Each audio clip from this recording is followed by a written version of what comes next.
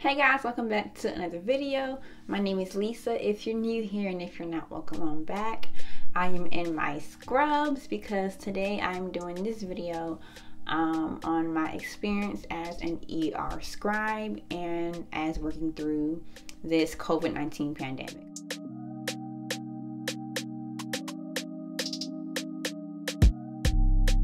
So especially recently, I've gotten a lot of questions about what it's like to be a scribe, what I do, things like that, and how things are going now with the whole pandemic. So I'm gonna just start off by letting y'all know what exactly a medical scribe is. So basically, if you've ever seen any doctor's show, or if you've ever heard a physician or mid-level say like, oh, I have to do some charting, meaning they have to prepare the documents, prepare the patient's note, basically. That's what we do. So anytime you go to any medical services, they always prepare your records, of course. So they're going to say, you know, why you came into, I'm going to use the ED for my example. Why you came into the ED, what's your complaint, you know, what symptoms are you having, you know, what's going on with you physically, what's on your exam, and then any labs, imaging, medications that have been given / ordered today, and your progress throughout the ED. And then lastly, you put in your dispo. So are you going to go home? Are you going to be transferred out to the facility? Or are you going to be admitted to our hospital here today? And then we also put in, of course, like if the patient got any prescriptions or, you know, any discharge instructions and stuff like that. So that's just a basic rundown of what we do. We chart, we prepare documents, we make sure that our providers are on point, you know, have everything they need and whatever. So first, the application process. So there are multiple scribe companies. And again, this video is obviously based on my experience. So I work in the ER and I work for a contract company, meaning I don't work directly for the hospital. I work with the company that the hospital contracts, if that makes sense. So again, this video is all based off of what I do as an ER scribe for our company. Okay, so I work for Scribe America, which is like the #1 scribe company, the most popular, you know, all over the state, the country. They have locations all over the state. You can just look up online different locations and they will give you a list of cities. So to apply, again, I googled like Scribe America jobs and it took me to their website. Okay, then I clicked on like apply here and put in whatever state I wanted to work in, then looked at whatever city was closest to wherever I was going to be living. And then it should bring you to an outside website where you would then submit your application, submit your resume, and things like that. And then from there, you'll hear from either the chief scribe at that hospital or location, or the regional manager for those facilities in that area. So somebody will email you and say, hey, we like your application so far. Can we do an interview, or can you go ahead and do a word typing test? Because you have to type at least, I don't know, you gotta type fast. Okay, so you gotta do a typing test, and you have to do 2 and send them both to whoever emailed you, and they probably want you to send some references and whatever the case is. So this is a typing job. You have to know how to use the computer, know how to type. You can't be slow, and you have to be good at multitasking. So I had 2 phone interviews with both the regional manager and the chief scribe at my hospital. And then a few days later, I got an email saying they wanted to hire me. You know, if I wanted to accept, here are my next steps, so on and so forth. So that's how to apply. Okay, so the training process was very extensive for my job. We started off with several weeks of online training. Of course, you have to do like a HIPAA class, stuff about like other documentation, just stuff before you actually get to the what's called online classroom training. It's called virtual classroom training because you're doing it on computer at your own pace or whatever. So how it's set up, there are different like classes, literally classes that you have to take that are about, I want to say 4 hours, where you're learning a bunch of material at once. So your chief scribe will give you a big packet. I wish I had the book, but it'll give you a big old book with all the materials you need for like your whole scribe career. And in the book, in those classes, you learn everything that you'll need to know for the most part. So we really learn like medical terminology. We learn medical abbreviations, and we're tested on all of this as well. We learn stuff like different imaging to look for, different signs and symptoms of like common diagnoses.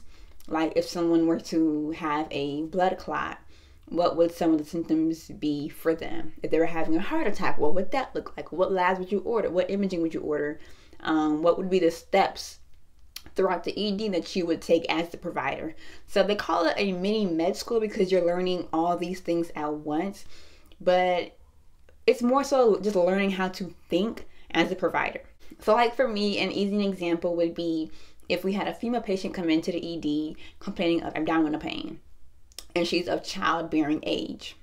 Immediately, she's going to get labs, urine, or pregnancy tests.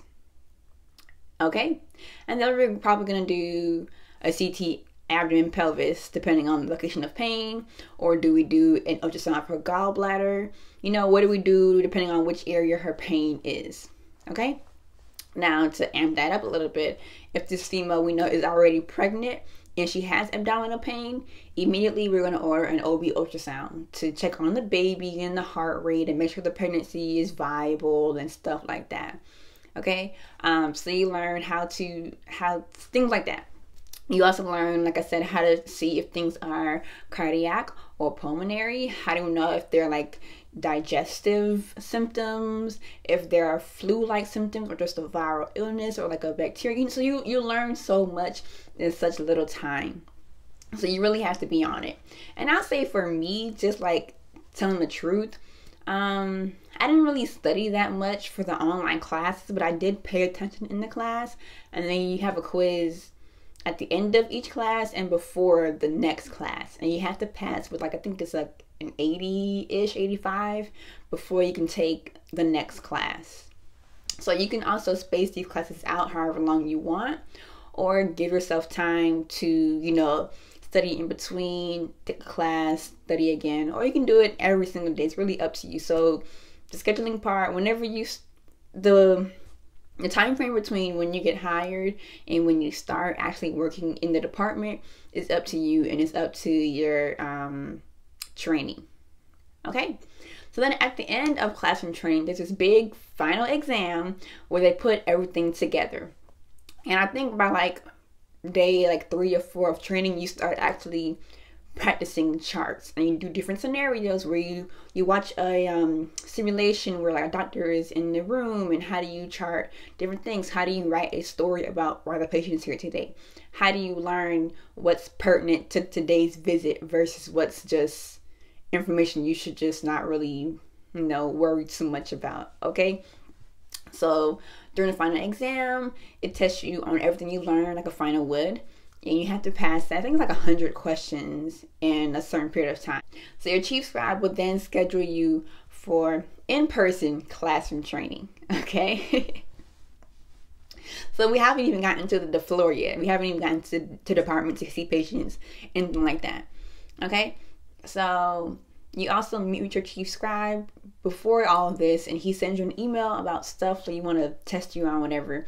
And again, you get tested on that to make sure that you're actually learning the material and you can actually keep up with what's going on in the department. Okay, so for for in-person classroom training, it's basically just a reiteration of whatever you learned online. Okay, and in my experience, by the time I got to in-person training, I had already completed all my classroom training at that point, you know. But some of my colleagues were just now starting out, in their process, so they didn't know as much information as I did because they hadn't learned it yet. They hadn't gotten that far in online training. But again, it's there to help you reinforce the information. You can ask questions, you can learn more information, you just get more practice about doing dictations, meaning when someone is talking, can you type literally exactly what they are saying. Don't make up words. Don't add words in. You gotta say exactly what they are saying, because you're typing as the physician, as the provider, and these are their words. And at the end, you have to sign the chart saying, yes, I did this work, whatever, under the direction of insert doctor's name, or the mid-level, the PA, the nurse practitioner. And then underneath that, the provider then goes in underneath you and signs it saying, yes, so-and-so the scribe completed this chart in my presence. Everything was done accurately and reflects what happened here today. So it's really a legal document of what occurred during this day. And like, it has to be so, I don't even want to say perfect, but like, it has to be so on point to where, like, if somebody were to get sued about what happened, they can bring that chart up and say, okay, here's what I did, here's why I did it, and here what the result was. The patient agreed, the patient understood, the patient said no, the patient wanted to leave against medical advice, I explained to them this, that, and the third, they understood, whatever. So you have to really be on point. Okay, so after about 2 weeks of in-person classroom training, or actually, well, for me it was about like 2 weeks, week and a half, whatever. But it's really whenever your chief scribe or your trainer feels like you are ready to move from the classroom to the floor, but you're still doing training. So this is like the third part of the training process. Now we're actually on the floor. So there's about 7 days of floor training is what it's called. The very first day is just a shadow day. You go in for a whole shift, let's say 8-9 hours, and you just watch. So you're there with a veteran scribe, a trainer. You sit with them, they show you what they're doing, you sit, you take notes, you learn, you ask questions. You actually get to go into the patient's room at this point, see how things are done, see how the ED is being ran, stuff like that. That's day one. So day one, you don't really do anything, you just sit there and watch. It's a shadow day. Days 2 through like, I'll say 4, then you get to actually start doing stuff. And each day of training, you should be progressing. So if day 1, the only thing I did was watch, right? Day 2, I should be able to do the HPI, the history of present illness, meaning I'm writing a story about why the patient is here today. So if my chief complaint is shortness of breath, I'm going to say the patient is here because they're short of breath. It's been going on for this long. It's been constant, or it's been intermittent. It's worse when it's worse when the patient exerts themselves. It's never happened before. Here's the patient's past medical history, or family history, or surgical history. All that has to be pertinent to why they are here today. If the patient just saw a pulmonologist 2 weeks ago and had a whole workup, including CTs and you can add that into that as well. But that's more advanced. So the second day of training, you're expected to do only the HPI, because that's what you work on the most throughout all of the online training and the classroom training. You have to know how to write an HPI, which is a story again while the patient is here. So the rest of the days you'll progress with the chart. You'll start at the top with the HPI, go ahead and put in the patient's symptoms, review of symptoms. So again, short of breath. Let's say I have some chest pain, I don't have a fever, I don't have a cough, I don't have abdominal pain, nausea, vomiting, diarrhea. You would click all those boxes. You would say the patient denies all of these things, or they say yes to all of these things. Okay, then the physician will go ahead and dictate to you the physical exam. So they listen to their hearts, their lungs, look in their eyes, their mouths, stuff like that, to see, are they well appearing? Are they in distress? What's going on? Do they have any swelling, any pain, any tenderness anywhere? So whatever they tell you in that section, you go ahead and type that in as well. Midway through floor training, you learn about progress notes. And for me, that came really on like, I want to say my day 3 and my day 4, because my trainer was really good with progress notes. And I literally didn't know what to write for a note. Like, I knew what to say: initial exam, patient here for whatever, this is the plan today, patient agrees, boom. But I didn't know how to write about their progress. I didn't know what to say. So he really drilled me on day 3 and day 4 about how to do a progress note, what's something good I could say, you know, how to follow up on the labs and imaging. I love this section as well. I think because of my training with that guy, but also because it's where you can make stuff make sense, if that makes sense. So like example, if the patient comes in for like chest pain, right? They get a chest x-ray first and it's negative. But then you see your provider giving him medications for like anxiety and nausea, something like that. So you would ask the provider for a reevaluation note. He could probably say, okay, chest x-ray is negative, however, patient is still uncomfortable and appears to be anxious. Therefore, we'll order 0.5 milligrams of Ativan and Zofran for nausea. We'll reevaluate. That's a whole progress note right there. So you really want to match your progress notes to the order sets. Why are we ordering certain medications? Why are we ordering certain labs and imaging? Why are we consulting certain specialties? And then depending on whatever you put in the progress note, you could also use that to write another note underneath that. So example, if I were to order a certain blood test to check for the probability of a blood clot, it's called a D-dimer.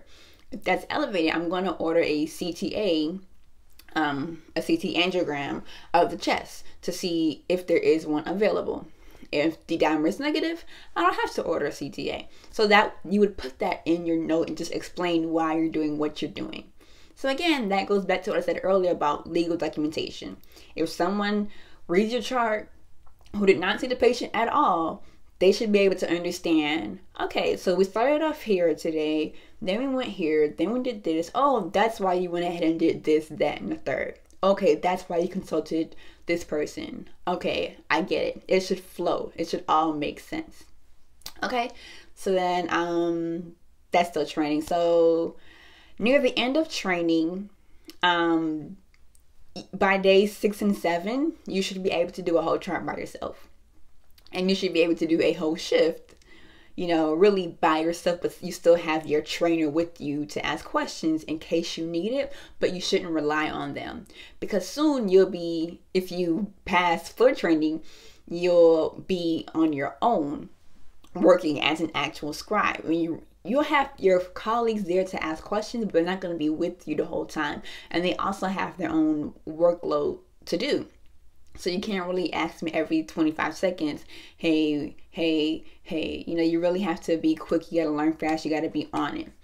So for some people, their floor training will take a little bit longer than others. Mine went by, to me it felt long, but looking back, it was a smooth transition because I was learning, I was taking notes, I was going home, I was working. I wanted to get better. I didn't want to be frustrated. I didn't want to be stressed out.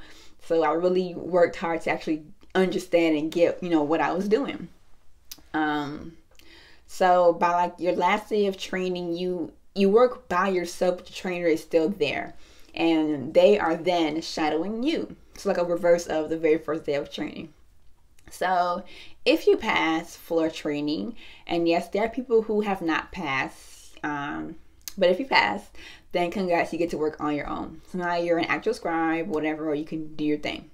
Okay, so that's a whole thorough rundown of applying and the steps to get from the interview to training to on the floor. So now I'm going to switch gears and talk about what it's been like in the ED during COVID.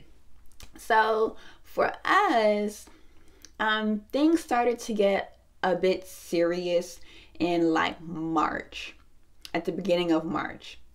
And like at the end of February, we were, you know, people were coming in with certain symptoms that, we were suspicious or suspected, but it wasn't like as bad. It might have been like one for the whole week, and then everybody like kind of like went crazy, like, oh, they have it, what's going on? Because it was still brand new at that point. And then by like March 10th, things like, okay, things were getting real. So like for the scribes, we were still going into the rooms. We were still seeing patients. We wore a mask, of course, as we did with anybody who, you know, was coughing and whatever. But it was still chill. We were still in the ED. We were still doing our things. Then, and it seemed like in a matter of days, things just like spiraled and progressed so quickly. So one day I heard that they were gonna get rid of scribes, and then 2 days later it was, oh no, we're gonna move y'all to work at home. So then now we're gonna go upstairs and work there, and then go at home. So it was just a whole bunch of stuff going on because everything happened so fast, like I said, and patients were coming in quickly with suspicious stories of it. And every day a new report was coming out, a new email was being sent out about what was going on, a new news story. So every day people in the ED were like, just, it was crazy. It was chaos. Everyone's running around confused, like chickens with our heads cut off. Nobody knew what to do. Nobody knew anything. It was a mad house. It was crazy. I'm not lying to you. It was a mess. And I think that we are the lowest on the totem pole. So we're just looking around like what to do. We're just sitting up here typing our stories, you know, whatever. So I think for the last week and a half, we had stopped going into the patient's room. So the doctor would go to the patient, come back, tell us a story, and then that's how we worked our shifts. So now we work in an area in the hospital, but not in the ED. And the doctor calls us on the phone, and we can either hear the patient talk themselves, like as they're in the room talking to the doctor. So just to quickly wrap up, I've not been rambling, but I really want to be very thorough for everybody who has questions about the scribe experience. So like scribing for experience for like professional school, like med school, PA school, nursing school, whatever, is a great experience. The pay is like, yeah, whatever. It's a job. But the experience you get is truly unmatched. I keep saying you can't get this level of experience without having more credentials. You know what I'm saying? We're up and close with the patient. We're with the physicians. We see what's going on. We get to see procedures, and you know, we hear, but you learn so much. So then when you do go into the next step of whatever your healthcare job or schooling will be, you're already going there knowing so much information. You're already kind of ahead of the game. Does that make sense? Or it even helps you with the classes that you're going to take or have taken before. So would I recommend this experience? Definitely would recommend you learning. You're getting paid. You're making connections, and you get to make friends as well with your colleagues. So I hope I haven't left out anything, but of course, if y'all have more questions about scribing, medical scribe, ER scribe, whatever, just drop them down below and I will answer any and all questions, I promise you. And go ahead and give this video a thumbs up because I talked my butt off for 30 minutes. Oh my gosh. And y'all stay tuned for my next video.